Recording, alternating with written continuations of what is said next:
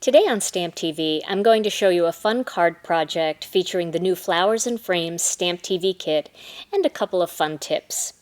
Let me show you the tools and products you're going to need to make this card project. First, you're going to need some stamps, and the stamps I'm using are from the Flowers and Frames kit, and I'm using both sets in the kit. I'm going to be using the smaller rose, the solid one, and I'm also going to be using the smaller inset rose. I'll be using the sprig of leaves that go with the roses, and I'll be using the thank you greeting, the swirly thank you greeting that I'm so fond of these days. Along with that, you're going to need some dies, and I'm going to use the small rose and the leaves die from the Flowers and Frames kit. I'm also going to use the mini Fanciful Flourish, and you can use any Flourish die or a Flourish punch if you have that instead. I'm going to be using some of the Stackers dies. I'm using the Silver Stackers Layers circles. I'm using the regular circles Stackers dies. I'm using one of the inverted circles and then one of the scalloped circles. So I'm going to do my little greeting with my layers there. Then I'm using all white cardstock for this project. I've got some of our layering weight and then a heavy base weight card base. For ink pads, I'm using quite a few here. I'm using all Gina K Designs, dark chocolate, warm cocoa, Kraft, some red hot, cranberry tart, and grass green.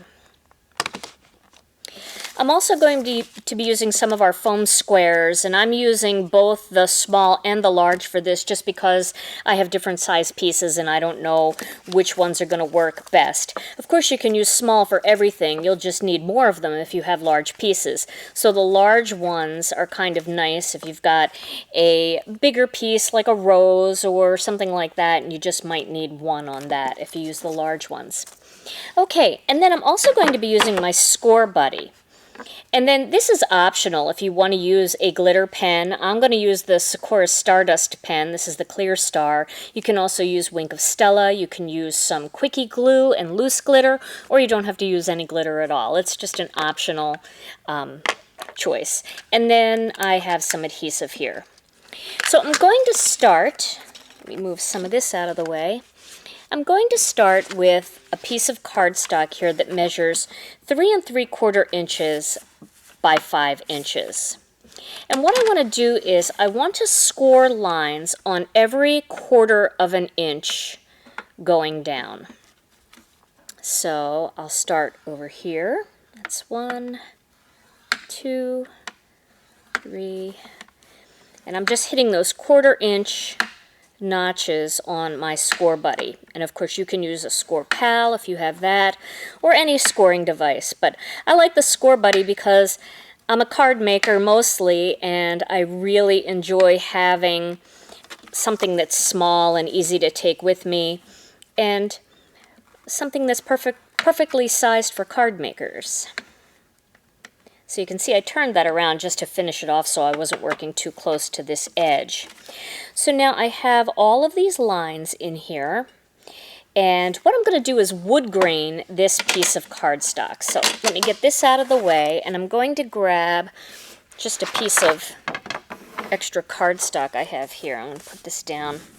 Okay, I'm going to start with my lightest color, which is the Kraft, and I'm going to just swipe down onto this particular piece of paper, and you can see now, you can really see the score lines coming through. So I'm going to use 3 different colors for this because I really want it to look aged and weathered. So my next one is going to be the warm cocoa, and that'll warm it up just a little bit, like that. And then my last color is going to be dark chocolate. And that one, I'm just going to lightly, just a little bit of color in there. But that's kind of neat because when you have real wood and it's aging, it's not all one color. Some parts will be darker than others. So if you use a couple of different browns in your wood graining, that'll give you a neat look.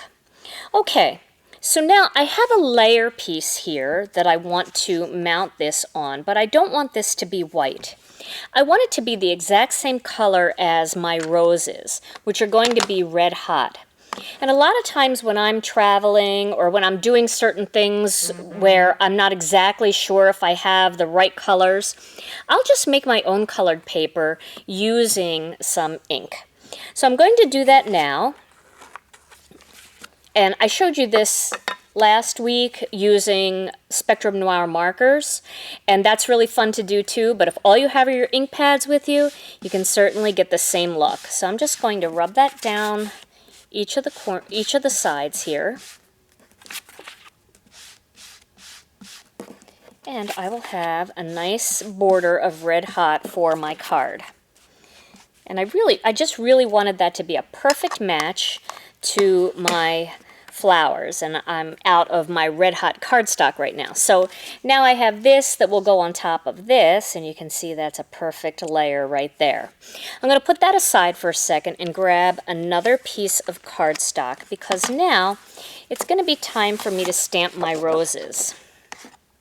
Now I'm going to start with the red hot ink, and you can see my stamps are stained a little bit from stamping in red so much, but that's okay. A good, highly pigmented ink is going to, even a dye ink, if it's got a lot of pigment in it, it's going to stain clear stamps because they are porous.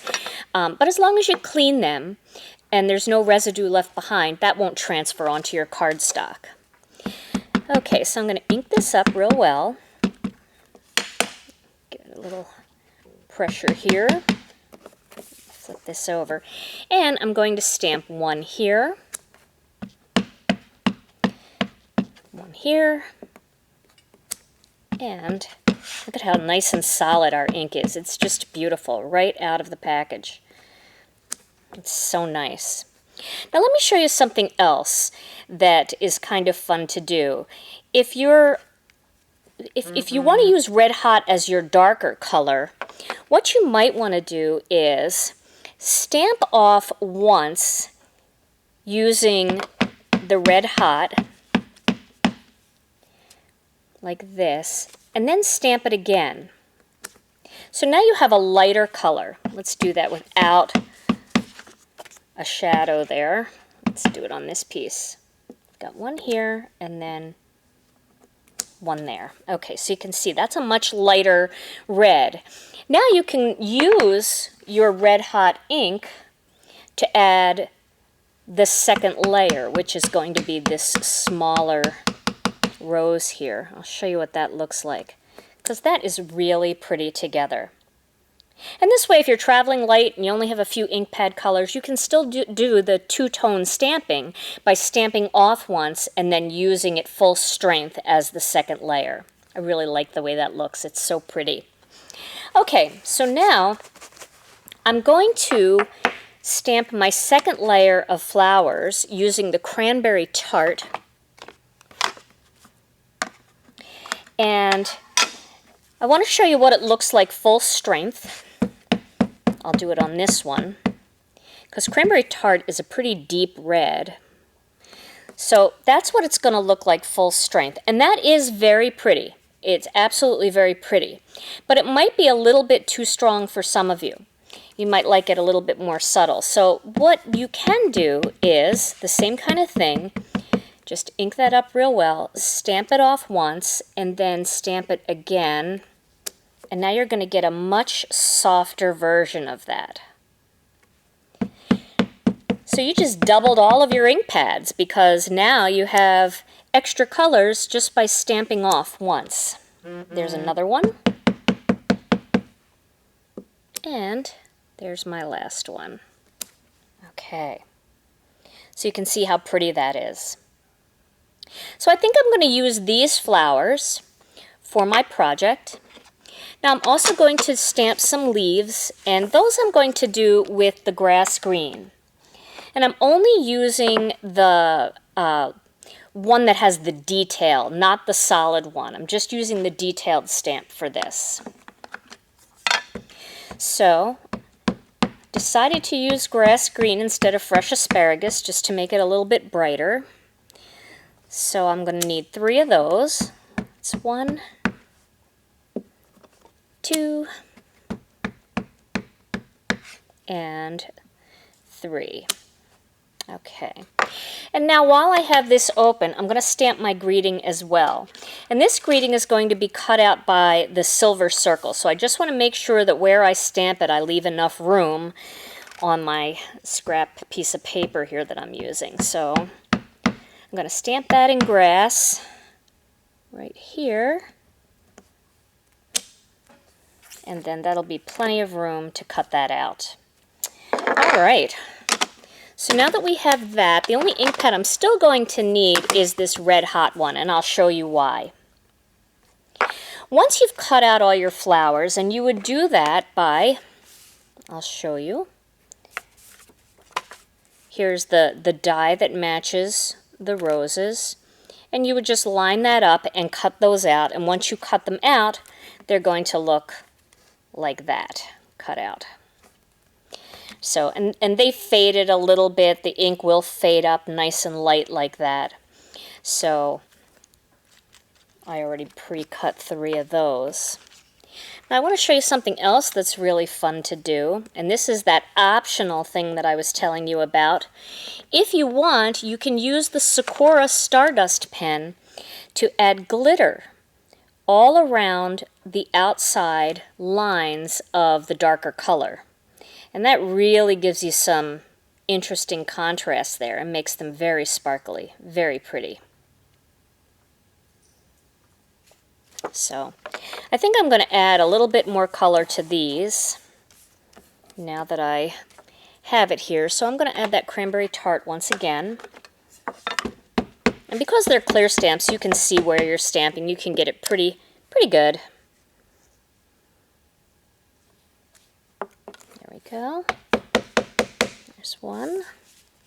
That's a really pretty look. There's 2.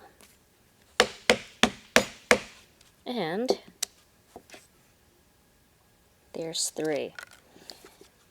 I really like that. It's kind of offset just a hair. Okay. Then I've also pre-cut my little pieces here of leaves and my white Flourish. So that used the Flourish die, the mini Fanciful Flourish, and then I cut those out using the leaf die. Okay. So I'm going to put all these dies aside, and I do want to show you what the leaves look like if you add a little bit of glitter. These are really pretty too. I just used fresh asparagus on these and then stamped them with or highlighted them with a little bit of the grass green and then used the Sakura Stardust pen on those, and you can see all that shine there too. So if you want a more sparkly card, use the Sakura pen. If you want a cleaner, simpler card, just stick with the flowers and leaves the way they are. Okay, so now my next step is going to be to cut out my thank you greeting and the layers. So again, I only have all white cardstock here. So I'm going to start with an A and a B plate. And I'm first going to cut out the thank you. Okay, so we'll cut that out.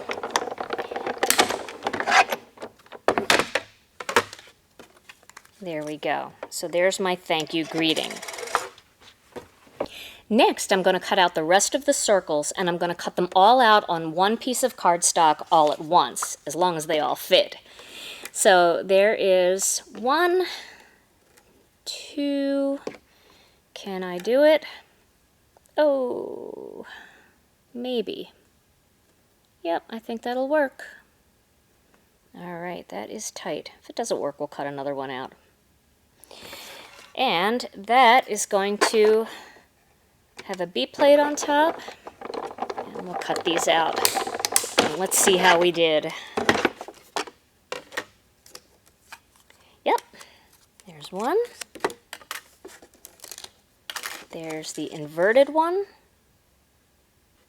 And there is the scalloped one.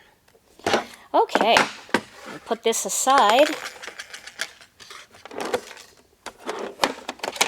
Now I'm going to grab that scrap piece of paper again because Again, I want a couple pieces here that are going to be red, the red hot that matches my other layer. So I'm going to grab that ink pad and I'm going to ink up both the inverted circle just around the edge.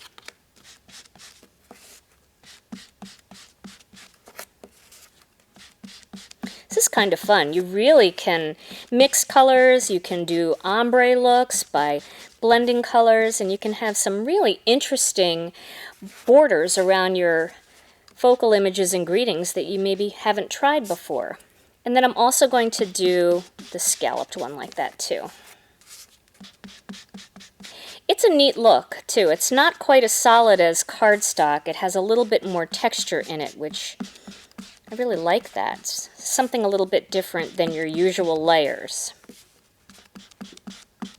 Okay, so there. Now I've made my little red borders for my greeting image. All right. Now it's time to assemble this card. Let me grab those first two layers that I was working on. And I'm going to start by adhering the wood-grained piece to the red one that I made. And you can see as the color dries, it dries more true red. All of the colors dry a little bit differently than what they initially look like when you stamp them. So it's kind of nice to make your own little chart of colors so that you can see what they're actually going to look like when they're done. Okay, and then next I'm going to put this on top of my white card base.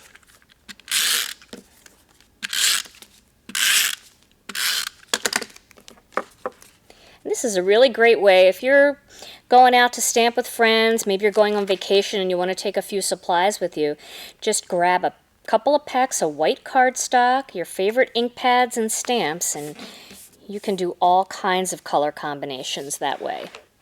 Okay, now my next step is going to be to lay this out the way I want. So let's layer this together. So we're going to put the thank you greeting on top of the inverted circle. Like that. And then the inverted circle is going to go on top of the plain white circle to give that little beaded edge. And then the whole thing is going to go on top of the scalloped circle. There we go. So now I have my thank you greeting.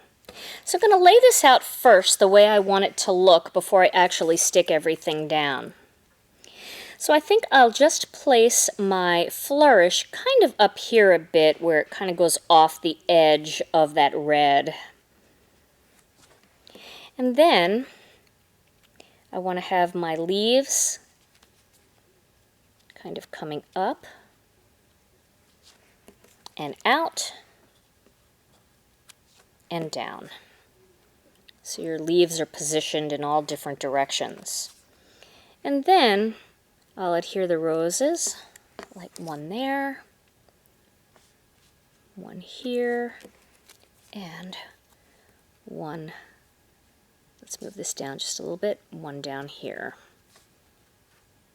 And that is going to be my layout for my card. So I'll do that all with adhesive and my foam squares. So let's start by adhering this, and I'm going to do that with some foam squares. I'm going to use the bigger squares for this because this is a big piece. This is such a fun card. Now if you want this card to be flat, you saw the way I laid it out. You can make it completely flat, and then it might be a little bit easier to mail. But I don't worry too much about the foam dots. They really don't create that much height on the piece. Alright, so I'm just going to attach a little bit of adhesive to different spots on this Flourish to tack it down. And that's going to go right up Now it's stuck to me right up about here. There we go. Okay. Now I'm going to add those leaves, and I think I'm going to add those directly onto the card. So we'll put one up here, like that. And it can go over or it can go under your circle, however you want it to look. We'll put one over here. And we'll put one down here. And then we'll cluster all of those roses together using pop dots or foam squares. Okay. And I'll just put one foam square on each.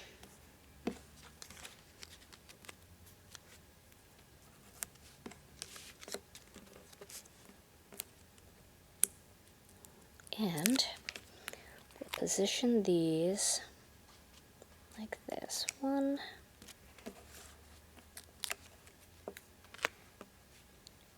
2, and 3. All right.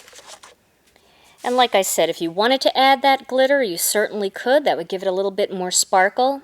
But I kind of like it without the glitter because of the wood grain. It gives it a little bit more of a natural look. So there is my finished card project.